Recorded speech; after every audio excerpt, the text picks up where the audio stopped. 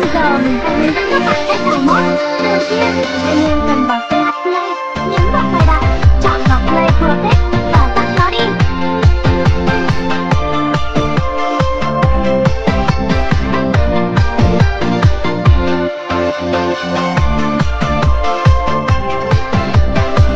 Tiếp theo, anh em vào trình sẽ tải cho mình FMT Manager, link mình gửi dưới phần mô tả video. Anh em ấn mở và cài đặt như mình.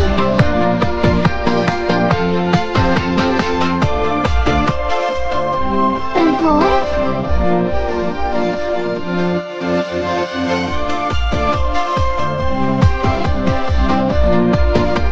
giờ thì anh em làm cho mình đó và cấp quyền cho nó.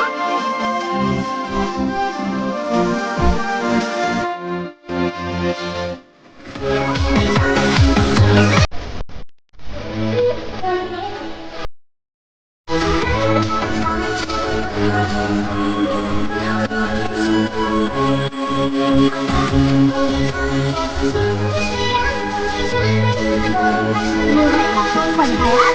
Tiếp theo, mình sẽ hướng dẫn cách cài mod. Anh em làm cho mình.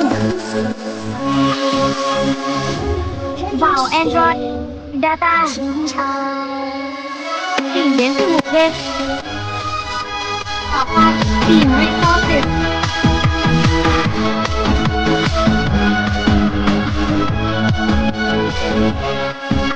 Ấn nút nó hiện lên cái bảng và nhấn Delete.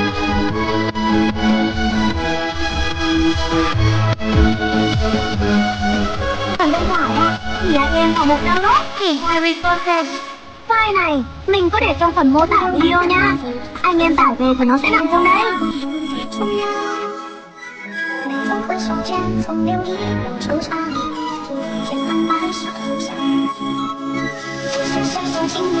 Nhấn Extract.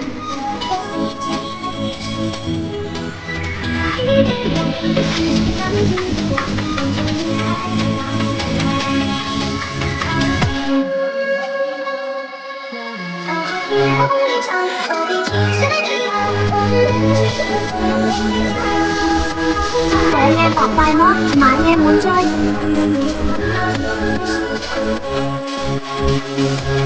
Và đến từ một Resources để extract thôi.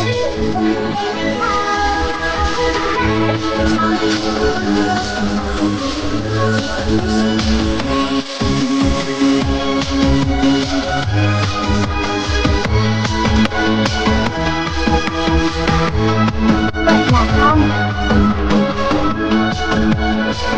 Tiếp theo là cách xóa mod.